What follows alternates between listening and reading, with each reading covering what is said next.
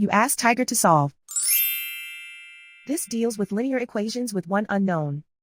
The final result is x equals 7/2. Let's solve it step by step. Group all constants on the right side of the equation. Subtract 13 from both sides. Group like terms. Simplify the arithmetic.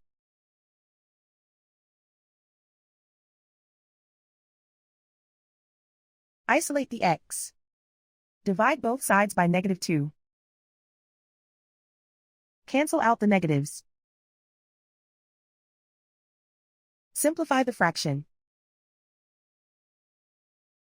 Cancel out the negatives.